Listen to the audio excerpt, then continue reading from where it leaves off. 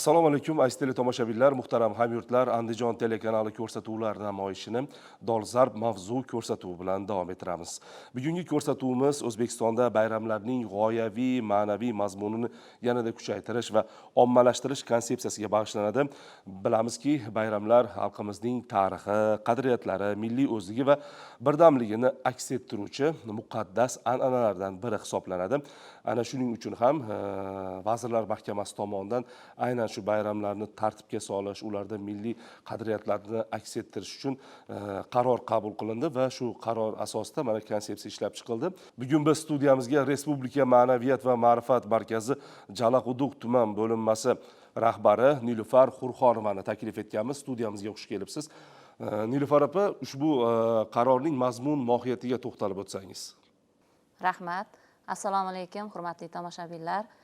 Haqiqatda bugun mana shu O'zbekiston Respublikasidagi bayramlarda g'oyaviy ma'naviy mazmunni yanada kuchaytirish bo'yicha qaraydigan va mana shunga alohida e'tibor beradigan payt kelganligi uchun mana shu konsepsiya qabul qilindi.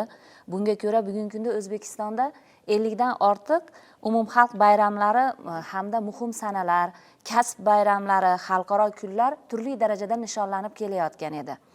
Aksariyat bayramlarni nishonlash bo'yicha alohida normativ huquqiy hujjatlar zaruratga ko'ra qabul qilishga to'g'ri kelib qolindi va mana shu bo'yicha konsepsiyada 6 ta bobdan iborat qoidalar qabul qilindi.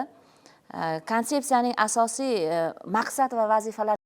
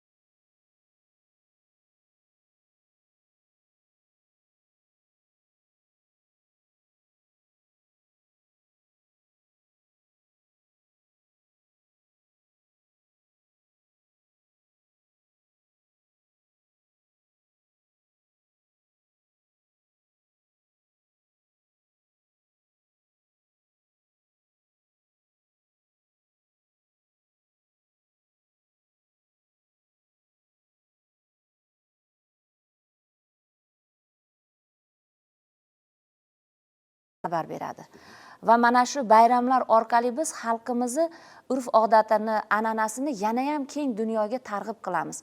Agar